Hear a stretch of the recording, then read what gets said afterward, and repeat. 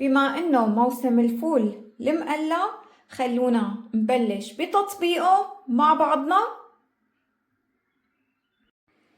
خلونا نبلش بالتطبيق الفول المقلى. عندي هون مي عم تغلي، بحط لها معلقة صغيرة من الملح، وعندي الفولات أنا مقطعتهم، في بقشره وفي الفول حبة، الاثنين هضيفهم مع بعضهم، هحطهم واسلقهم.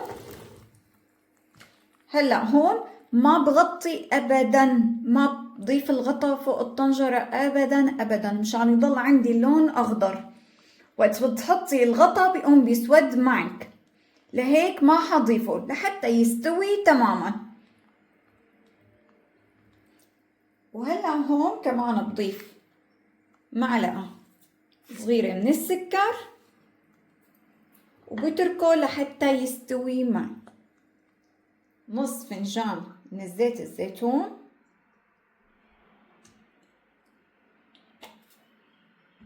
عندي هون نص راس من الثوم كمان مفروم، ضيفه فوق منه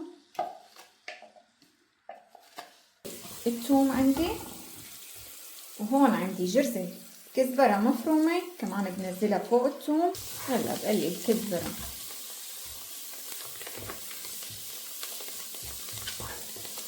والثوم مع بعضهم. وعندي هون الفول بنزله فوق منه،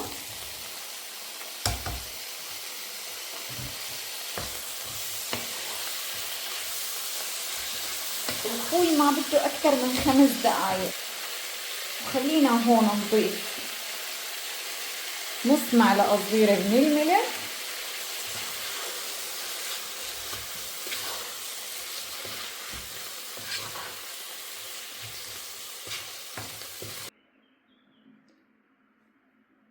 وهيك بيكون خلص معنا. ان شاء الله يا رب يعجبكم.